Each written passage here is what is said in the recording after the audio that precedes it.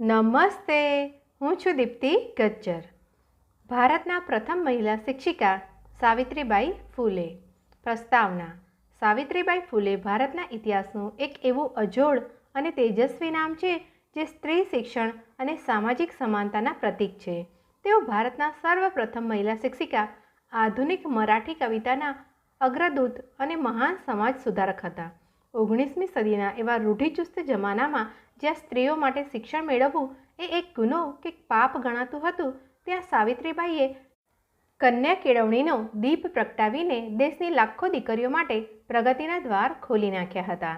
પ્રારંભિક જીવન અને લગ્ન.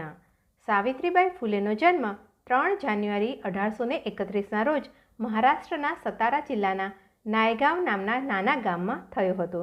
તે સમયની સામાજિક પ્રથાઓ મુજબ માત્ર 9 વર્ષની નાની ઉંમરે તેમના લગ્ન 13 વર્ષના જ્યોતિરાવ ફૂલે મહાત્મા જ્યોતિબા ફૂલે સાથે થયા હતા.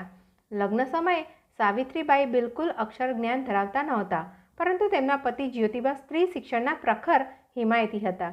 તેથી તેમણે સાવિત્રીબાઈને ઘરે જ પ્રાથમિક શિક્ષણ આપ્યું અને આગળ જતાં શિક્ષિકા બનવાની તાલીમ પણ આપી. શિક્ષણ ક્ષેત્રે ઐતિહાસિક ક્રાંતિ.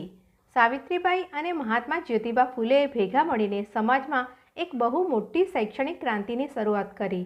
પ્રથમ કન્યા શાળા. 1 જાન્યુઆરી 1848ના રોજ તેમણે પુણેના ભીડેવાડામાં ભારતની સર્વપ્રથમ કન્યા શાળા શરૂ કરી. આ શાળાના તેઓ હેડ મિસ્ટ્રેસ, મુખ્ય શિક્ષિકા બન્યા. સમાજનો ભારે વિરોધ. જ્યારે સાવિત્રીબાઈ કન્યાઓને ભણાવવા માટે ઘરેથી નીકળતા ત્યારે રૂઢિચુસ્ત સમાજના લોકો તેમના પર કાદવ, ગાયનું છાણ અને પથ્થરો ફેંકતા હતા, જેથી તેઓ શાળા બંધ કરી દે. પરંતુ સાવિત્રીબાઈ પોતાના થેલામાં એક વધારાની સાડી સાથે રાખતા. શાળાએ પહોંચીને તેઓ ગંદી થયેલી સાડી બદલી નાખતા અને હસતા મુખે દીકરીઓને ભણાવતા. પણ તેઓ ક્યારેય પોતાના માર્ગ પરથી ડગ્યા નહીં.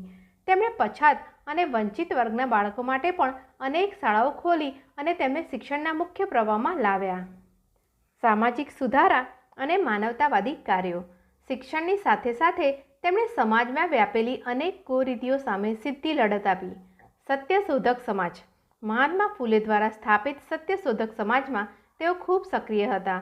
તેમણે દહેજ વિના અને બ્રાહ્મણ પુરોહિત વગર લગ્ન કરાવવાની પ્રથા શરૂ કરી, જેને સત્યશોધક લગ્ન કહેવાતા.